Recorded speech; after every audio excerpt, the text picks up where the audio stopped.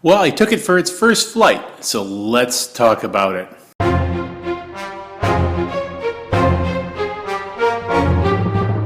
Welcome to this episode of Video Drone by DIY3DTech.com.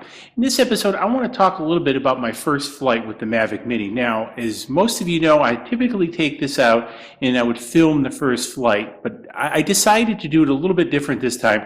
I had a short break. I took it out in the backyard. I got about 20 acres now behind me. I did some test flights with it, and I thought it more appropriate to share my feelings and thoughts here at the bench regarding this, because it's going to be a little bit easier to show. Now, I'll put some footage up in the corner of the flight. I think you guys have seen a lot of the footage up there. So really nothing new, but I really wanted to share some of my thoughts, feelings, etc. with this that really I don't think has been covered in other videos. So let's kind of jump into it. So first off, Fly app gets a big thumbs up from me. So it's an easy to use app. I think far easier to use than the Go4 app. A lot less things in it. The one thing I didn't like is it had some built-in tutorials that while I was flying decided they wanted to pop up. So that was a little bit of negative, but I like the ease of use of the Fly app versus the Go4 for just a novice or just casual flying. Getting out there, wanting to do a little bit of exploring works perfect. So happy there. The flight, I flew in pretty clear skies. I had about 3 to 4 mile an hour gusts. So a little bit of wind, not bad. Handled it pretty good. Now, this is one of the pieces I want to talk about. So to get the weight down there, they had to give up something. And so there are two heavy pieces to any drone, and that is the motors and the battery. And that was one of the first things that I want to talk about, is take a look at how tiny these motors are. Because basically this section right here is your motor. Again, these are tiny motors. Now, they produce enough power for this drone to fly and actually handle things fairly well.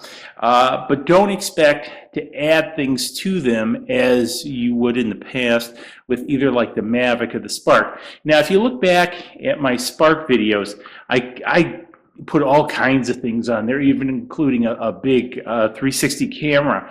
The motors on the Spark are far, far beefier than this, so be aware of that. I think any addition to this is going to be a strain on the motors. And with that, one of the things I want to talk about is this guy is 249 grams as it sits here with the battery, etc., obviously minus the cover for the camera. Now, if you go and you add something to this, you're going to go over that 249. So be aware of that. If you want to use filters, and I'm sure they're going to come out with filters, that's probably going to push you over the 249 grams, which is going to require you to register this drone. So just a little FYI. Now me, I just plan on registering it. I don't think the register, non-register at this point in time is a big thing. Again, as I said in my initial video, I think DJI is preempting in the United States, what Canada has done, requiring the test for any drones over 250 grams, etc., which I think is a good move on their part. But be aware of this. The motors are very lightweight. Again, with that said, too, one of the other things that I have not seen a lot on the old interweb about is the battery itself. The battery is not, at least to my understanding, a smart battery. The actual battery status is shown built into the drone. So you have the power button and this piece right here. Once you insert the battery, well, if I put the battery in the correct way, as such, you press this and again it shows you. So unlike most of the other DJI products where the smarts are built into the battery, I don't believe this is a smart battery. I could be wrong, but again, I think something you should be aware of and check. So if you're going to store these for a period of time, I would suggest, just to be on the safe side, run them down so you're not causing the batteries to break down over time. But again, this is how they have saved weight, is again by packing as much of this stuff in to this copter. Now, the other piece I want to call out is how far could I see it? Because again, FAA rules say you have to maintain a line of sight. This is a funky color. plain and simple. Now, I'm not opposed to this color. I mean, it's attractive color sitting here on the bench, but when you put it up into the sky, it can be rather hard to see. Now, when I purchased my Spark, I purchased the yellow on purpose. I wanted to be able to have a color, kind of reflective color in the air that I could see at a distance. This guy is small, small, small. So I could see it, about the furthest I could see it is about a 1/4 mile at 120 foot of altitude.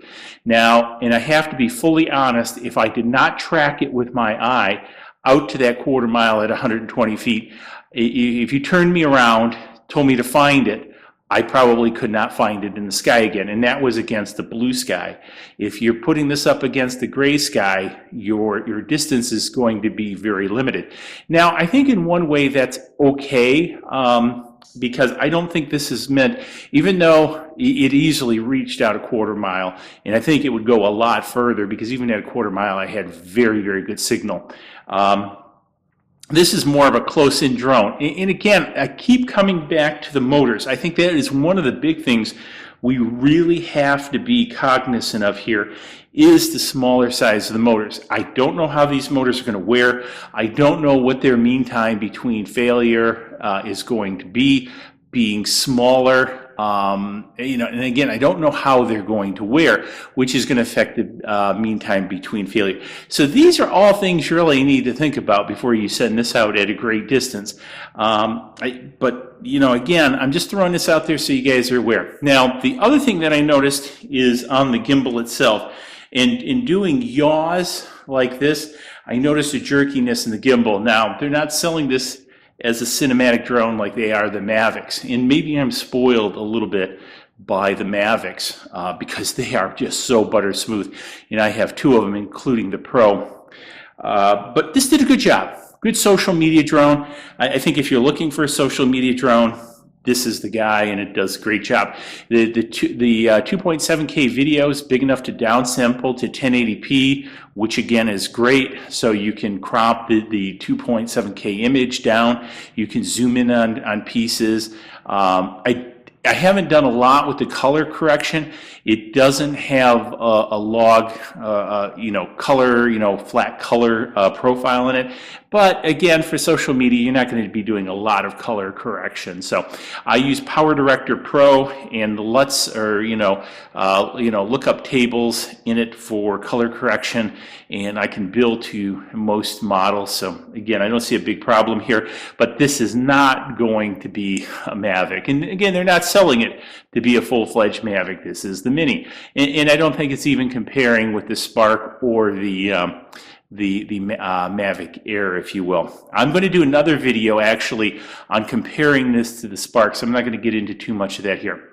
The other thing which I really, really missed that I've come to enjoy from DJI products since, you know, having the Spark and 2 Mavics is the forward-looking sensors. Now, a lot of you guys might say, oh, you know, you really don't need that. That's bad piloting. You're supposed to keep it in line of sight.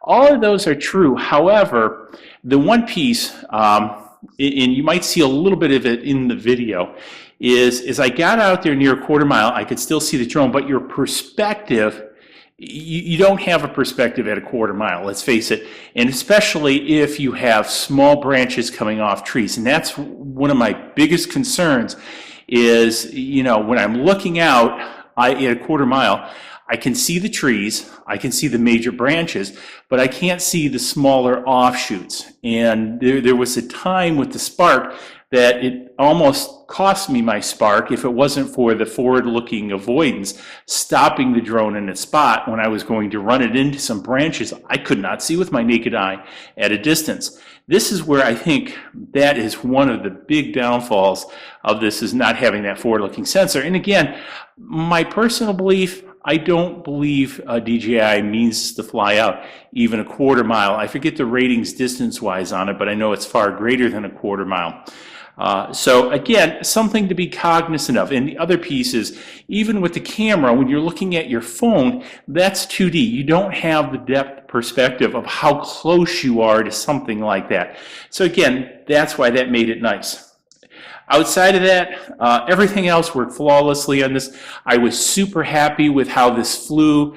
Again, if you're looking for a low price entry travel drone, this is the guy. If you want to put one of these underneath the tree, this is the guy I would go with.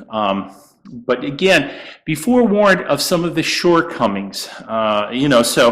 I don't know. I'm really interested to see as these mature in the marketplace what issues arise to the motors. I am a little bit nervous because, frankly, I don't know. These motors, and this is just my humble opinion, don't give me the same quality feeling as I get out of other DJI motors. Now, I could be totally wrong. Not saying I'm right. This is just a feeling of looking at these motors and really looking at what the quality is of these motors.